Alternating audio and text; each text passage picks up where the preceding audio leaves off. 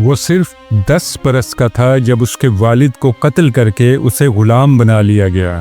13 برس کی عمر میں اسے ایک صفہ کانہ عملِ جراحی سے گزار کر خواجہ سرا بنا دیا گیا، مگر یہی کم سن خواجہ سرا ایک دن اتنا بڑا جرنیل بنا کہ آج بھی چین میں 11 جولائی کو اس کا دن منایا جاتا ہے۔ زینگ ہی نے اپنے آقا کو چین کا بادشاہ بننے میں کیسے مدد دی؟ کیسے اس نے اتنے بڑے اور جدید بحری جہاز تیار کیے، یورپ اور امریکہ کو جن کے معیار تک پہنچنے میں 5 صدیاں لگ گئیں؟ زینگ ہی کے بحری بیڑے کے 7 سفر دنیا کی بحری تاریخ کی عظیم ترین مہم کیوں سمجھے جاتے ہیں؟ کیا یہ سچ ہے کہ زینگ ہی کرسٹوفر کولمبس سے 70 برس پہلے امریکہ دریافت کر چکا تھا؟ کیسے زینگ ہی کے 7 سفر سندباد جہازی کی داستان کی بنیاد بنے؟ کیوں بعد میں آنے والے چینی بادشاہوں نے اس کی داستان کو تاریخ سے مٹانے کی کوشش کی؟ زینگ ہی کی زندگی صبر و استقامت، عزم اور دلیری کی وہ داستان ہے جو کروڑوں کمزور، مظلوم اور محکوم انسانوں کے لیے آج بھی انسپریشن اور حوصلے کا سبب بنتی ہے۔ آج جہاں نما میں آپ یہی انوکھی داستان دیکھ رہے ہیں۔ زینگ ہی 1371 عیسوی میں چین کے صوبے یونان میں پیدا ہوا۔ اس کا اصل چینی نام ما ہی تھا۔ صوبہ یونان برما اور ویتنام کی سرحد پر واقع ہے اور اس دور میں اس پر منگولوں کی حکومت تھی۔ زینگ ہی کے والد حاجی ما منگول بادشاہ پسالا وارمی کی جانب سے صوبے کے گورنر تھے۔ زینگ کے جد امجد سید اجل شمس الدین عمر البخاری تھے۔ جب منگولوں نے خوارزم فتح کیا تو سید اجل کو وہ اپنے ساتھ لے گئے تھے۔ یہ منگولوں کی جانب سے کسی چینی صوبے کے پہلے مسلمان گورنر بنے۔ بعد میں یہ عہدہ 4 پشتوں تک انہی کے خاندان میں چلتا رہا، مگر 1381 عیسوی میں چین کے بادشاہ ہونگ وو نے یونان پر حملہ کر دیا۔ اس حملے میں زینگ ہی کے والد قتل ہو گئے اور خود زینگ ہی کو ایک چینی جرنیل نے گرفتار کر کے دارالخلافہ بھجوا دیا۔ کم عمر زینگ ہی کا تعلق چونکہ ایک معزز حکمران خاندان سے تھا تو اسے بادشاہ ہونگ وو کے بیٹے زوڈی کی خدمت پر مامور کر دیا گیا۔ زوڈی اپنے سخفاق اور سخت گیر باپ کے برعکس ایک سمجھدار اور نرم خو انسان تھا۔ اپنے سے 11 برس چھوٹے زینگ ہی کو اس نے اعلیٰ تعلیم کے لیے ملٹری اکیڈمی میں داخل کروا دیا، مگر وہ بھی زینگ ہی کو خواجہ سرا بننے سے نہ بچا پایا۔ عثمانی خلافت اور مغلیہ سلطنت کی طرح چین میں بھی اس دور میں یہ روایت عام تھی کہ شاہی محل اور دربار سے منسلک غلاموں کو خواجہ سرا بنا دیا جاتا تھا، مگر چین میں یہ رسم صرف غلاموں تک محدود نہ تھی بلکہ اشرافیہ اور علماء کو چھوڑ کر جو بھی عام شہری شاہی ملازمت اختیار کرنا چاہتا اسے اس کبھی عمل سے گزرنا پڑتا تھا، یہاں تک کہ کئی لوگ خود ہی اپنا آپریشن کر کے خواجہ سرا بن جایا کرتے تھے۔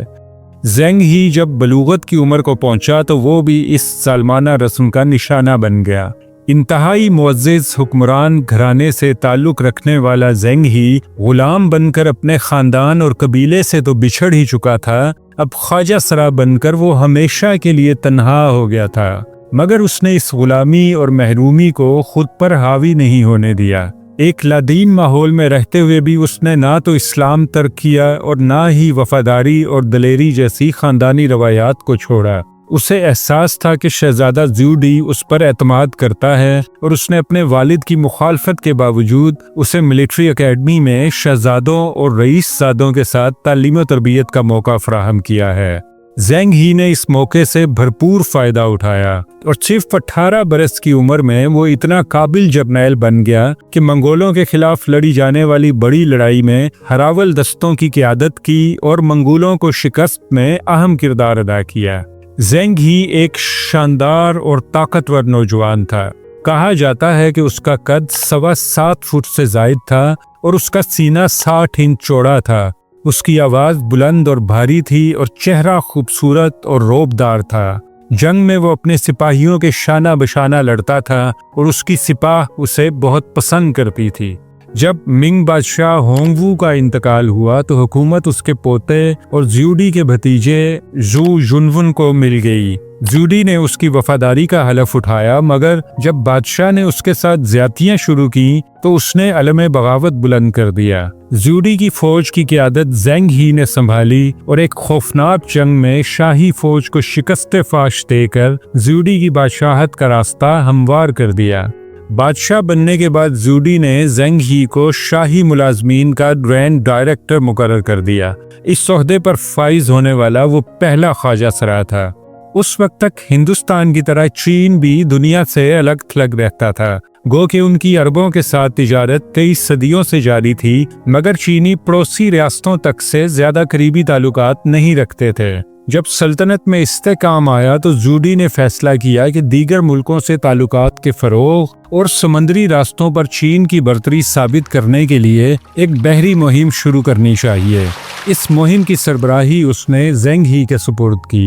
اس وقت تک زینگ ہی نے خشکی پر فوجوں کی قیادت کی تھی اور بحری مہم جوئی میں اس کا تجربہ بھی صفر تھا، مگر اس نے ملک کے طول و عرض سے بہترین جہاز سازوں اور بحری ماہرین کو اکٹھا کیا، ایک نئی شپ یارڈ اور اس سے ملحقہ بندرگاہ کی تعمیر کی جہاں بڑے سائز کے جہاز بنانا اور انہیں سمندر میں اتارنا ممکن ہو۔ اس نے 62 بڑے یا مرکزی جہاز بنوائے جنہیں ٹریجر شپس کا نام دیا گیا۔ ان میں سے ہر ایک 450 فٹ لمبا اور 200 فٹ چوڑا تھا۔ کرسٹوفر کولمبس نے 1492 میں جس اسپینش بحری بیڑے کی قیادت کی، زینگ ہی کے جہاز اس سے سائز میں 5 گنا بڑے تھے۔ زینگ ہی نے 192 جہاز مزید تیار کروائے جنہوں نے اس عظیم بحری مہم میں ٹریجر شپس کی معاونت کرنی تھی۔ حیرت کی بات یہ ہے کہ اتنے بڑے بحری بیڑے کو زینگ ہی نے صرف 3 برس کی قلیل مدت میں تیار کروا لیا، جبکہ آج کے جدید دور میں بھی فریگیٹ ٹائپ کے جنگی جہاز تیار کرنے میں 3 سے 5 سال کا وقت لگ جاتا ہے۔ 1405 عیسوی کو وہ اپنے پہلے بحری سفر پر روانہ ہو گیا۔ زینگ ہی کے اس بحری بیڑے میں 28,000 افراد پہ مشتمل عملہ سوار تھا، جبکہ اس زمانے میں لندن کی آبادی صرف 56,000 تھی۔ زینگ ہی کا یہ بحری بیڑا گویا سمندر کی لہروں پر تیرتا ایک شہر تھا۔ ساؤتھ چائنا سی میں سفر کرتے ہوئے زینگ ہی پہلے چین اوہان کے ساحل پہ لنگر انداز ہوا، وہاں سے سماٹرا پہنچا اور پھر آبنائے ملاکا میں سفر کرتے ہوئے خلیج بنگال میں داخل ہو گیا۔ سیلون یا موجودہ سری لنکا سے ہوتے ہوئے یہ عظیم الشان بحری بیڑا ہندوستان کی کالی کٹ کی بندرگاہ پر لنگر انداز ہو گیا۔ ہندوستان اور چین کے مابین تعلقات اور تجارت سینکڑوں برس سے چلتی آ رہی تھی، مگر یہ پہلا موقع تھا جب دونوں ملکوں کے باشندوں کو اتنی بڑی تعداد میں ایک دوسرے کو دیکھنے اور ملنے کا اتفاق ہوا۔ زینگ ہی نے کالی کٹ کی بندرگاہ سے جنوبی ہند کی مختلف قریبی ریاستوں اور دہلی کے بادشاہ کو تحائف بھجوائے۔ ان ریاستوں کے جوابی پیغامات، تحائف اور سفارتی نمائندوں کو ساتھ لیتا ہوا زینگ ہی واپسی کے سفر پر روانہ ہو گیا۔ آبنائے ملاکا میں ان دنوں ایک چینی قزاق لارڈ چن زوئی نے دہشت پھیلا رکھی تھی۔ یہ کوئی معمولی قزاق نہیں تھا، بلکہ اس کا اپنا بحری بیڑا 1.5 درجن تیز رفتار جنگی جہازوں پر مشتمل تھا۔ زینگ ہی نے اس کی سرکوبی کا فیصلہ کیا اور چینی نیوی نے لارڈ چن کے 10 بحری جہاز ڈبو دیے اور باقی قبضے میں لے کر اسے گرفتار کر لیا۔ اس جنگی مہم سے جہاں تجارتی سفر محفوظ ہوا، وہیں قریبی ریاستوں پر چین کی بحری طاقت کی دھاک بھی بیٹھ گئی۔ اگلے 30 برس افریقہ اور ایشیا کے سمندروں پر عملاً زینگ ہی اور اس کے بحری بیڑے نے راج کیا۔ اس دوران مجموعی طور پر انہوں نے 7 بحری ایڈونچر کیے۔ اپنا ابتدائی روٹ ہر مرتبہ زینگ ہی نے وہی رکھا جس پر انہوں نے پہلی مرتبہ سفر کیا تھا، مگر ہر سفر کی طوالت وہ بڑھاتا چلا گیا۔ کالی کٹ سے ہرمز، عدن، جدہ، موغادیشو اور مالندی کے ساحلوں تک زینگ ہی کی سفارت پہنچی اور ایشیا اور افریقہ کی تمام بڑی طاقتوں کے ساتھ اس نے رابطے استوار کیے۔ بہت سی چھوٹی ریاستوں کو اس نے چین کو خراج ادا کرنے پر آمادہ کیا۔ بہت سے بڑے ممالک سے اس نے دوستی اور تجارت کے معاہدے کیے۔ درجنوں ممالک کے سفارتی نمائندوں کو وہ بادشاہ سے ملوانے اپنے ساتھ لے کر آیا۔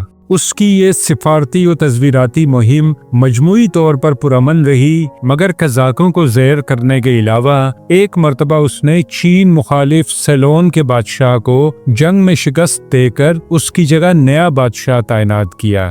اسی طرح سیموڈیرا کی مسلم سلطنت، جو کہ اب انڈونیشیا کا حصہ ہے، کہ حکمران زین العابدین کو جب ایک باغی جرنیل سکندر نے شکست دے دی اور ملک پر قبضہ کر لیا، تو زینگ ہی نے سکندر کی سرکوبی کر کے زین العابدین کی حکومت بحال کروائی۔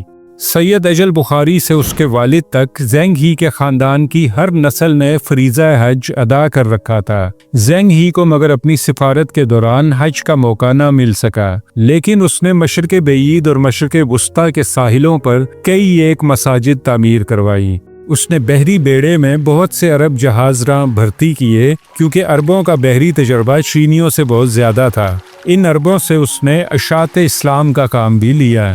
جب وہ اپنی چھٹی مہم سے واپس آیا تو زوڈی انتقال کر گیا تھا۔ اس کے بیٹے نے بادشاہت سنبھالنے کے بعد زینگ ہی کو مزید بحری سفارت سے روک دیا، مگر وہ خود 1 سال بعد ہی انتقال کر گیا۔ زوڈی کے پوتے نے حکومت سنبھالنے کے بعد زینگ ہی کو مزید ایک سفارتی مہم پر روانہ کیا تاکہ دوست ممالک کو تبدیلی اقتدار سے آگاہ کیا جا سکے۔ یہ زینگ ہی کا 7واں اور آخری سفر ثابت ہوا، اور واپسی پر وہ 1433 عیسوی میں کالی کٹ کے قریب انتقال کر گیا۔ اسے کالی کٹ ہی میں دفن کر دیا گیا، مگر اس کی یادگار کے طور پر نینجنگ صوبے میں اس کا مقبرہ تعمیر کیا گیا، جس میں اس کے کپڑے، ہتھیار اور دیگر ذاتی استعمال کی اشیاء دفن ہیں۔ زوڈی کے دور حکومت میں چینی دربار میں خواجہ سراؤں کا اثر و رسوخ بہت بڑھ گیا تھا، اور زینگ ہی کے علاوہ بھی بہت سے خواجہ سرا حکومت میں کلیدی عہدوں پر فائز تھے۔ چینی اشرافیہ ان سے خائف رہتی تھی، اور زوڈی اور پھر زینگ ہی کی وفات کے بعد انہوں نے خواجہ سراؤں اور ان کے کارناموں کو نظر انداز کرنا شروع کر دیا۔ اس کے علاوہ کنفیوشس کی تعلیمات کے مطابق چین کو ایک زرعی معاشرے کے طور پر ترقی کرنا تھی۔ زوڈی کے بعد آنے والے حکمران سمندری مہم جوئی کو کنفیوشس کے ویژن کے منافی سمجھتے تھے۔ یہی وجہ ہے کہ 16ویں صدی کے چینی حکمرانوں نے زینگ ہی کی بحری سفارت کا بہت سا ریکارڈ تلف کر دیا اور کوشش کی کہ یہ سفارتی مہم جوئی چینی تاریخ کا حصہ نہ بن پائے، مگر یہ اتنی عظیم مہم اور اتنا بڑا کارنامہ تھا کہ اسے مٹانا ناممکن تھا۔ جیسے جیسے وقت گزرتا گیا، زینگ ہی کی زندگی اور اس کی مارکا آرائیوں کی داستان سرکاری ریکارڈ سے نکل کر عوامی دانش کا حصہ بنتی چلی گئی۔ 20ویں صدی میں تاریخ اور آثار قدیمہ کے ماہرین کو کچھ ایسے آثار ملے جن سے پتہ چلتا تھا کہ جب کولمبس شمالی امریکہ میں موجودہ کیلیفورنیا کے ساحل کے قریب پہنچا تو وہاں چینی باشندے پہلے سے آباد تھے۔ تاریخ میں زینگ ہی کے علاوہ کسی چینی سیاح نے اتنا لمبا بحری سفر نہیں کیا، اس لیے قیاس آرائی کی جاتی ہے کہ شاید 1421 کے آس پاس اپنے چوتھے یا 5ویں سفر میں زینگ ہی کا بحری بیڑا یا اس میں سے ایک آدھ جہاز شمالی امریکہ کے ساحل پر پہنچ گیا تھا۔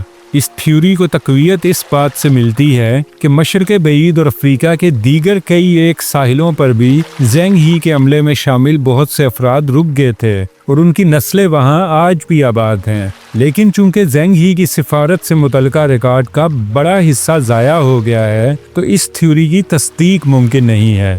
ان 7 سمندری مہم جوئیوں نے زینگ ہی کو صرف چین ہی میں نہیں بلکہ ایشیا اور افریقہ کے تمام ساحلوں پر ایک لیجنڈری کردار کے طور پر شہرت دی۔ اس کے ساتھ سفر کرنے والوں نے اس کے مرنے کے بعد بھی اس کی شخصیت اور کارناموں کو پھیلانے کا سلسلہ جاری رکھا۔ مشرق وسطیٰ میں بھی ہرمز اور عدن کے ساحلوں پر زینگ ہی کے کئی ہم سفر رک گئے تھے۔ قیاس کیا جاتا ہے کہ اس کے بحری بیڑے کے قصے وہیں سے اسلامی دنیا تک بھی پہنچے اور انہی سے متاثر ہو کر 16ویں صدی عیسوی میں سندباد جہازی کا کردار تخلیق ہوا، جس کے 7 سمندری سفر الف لیلوی داستان کا حصہ ہیں۔ 20ویں صدی میں زینگ ہی کی شخصیت اور کارناموں پر یورپ میں بہت تحقیق کی گئی، مگر چین کے اندر چیئرمین ماؤ کے دور میں بادشاہت اور اس سے وابستہ تاریخ پر عمومی طور پر زیادہ توجہ نہیں دی گئی، کیونکہ اشتراکی نظام سے یہ تاریخ متصادم تھی۔ مگر ڈینگ جیاؤ پنگ کے شاندار دور حکومت میں چین نے اپنی تاریخ اور ماضی کے کارناموں پر پھر سے کام شروع کیا۔ اسی سلسلے میں 1985 میں زینگ ہی کے مقبرے کی اسلامی طرز تعمیر کے مطابق اثر نو تزئین و آرائش کی گئی۔ 2005 میں چین کی حکومت نے 11 جولائی کے دن کو زینگ ہی کی یاد میں میری ٹائم ڈے کے طور پر منایا اور تب سے یہ سلسلہ آج تک جاری ہے۔ زینگ ہی ایک سچا مسلمان، دلیر جرنیل اور عظیم انسان تھا۔ اس نے پوری زندگی وقار اور عزت کے ساتھ اپنے بادشاہ کا وفادار رہ کر گزاری، مگر سب سے بڑھ کر اس نے ثابت کیا کہ مردانگی محض جسمانی خصوصیت نہیں بلکہ کردار اور عمل کی مضبوطی اور پختگی کا نام ہے۔ وہ جسمانی اوصاف سے محروم ہو کر بھی جواں مرد تھا، جبکہ لاکھوں کروڑوں ایسے بھی ہیں جو ہیں تو مرد مگر کردار اور عمل میں خواجہ سراؤں سے بھی گئے گزرے۔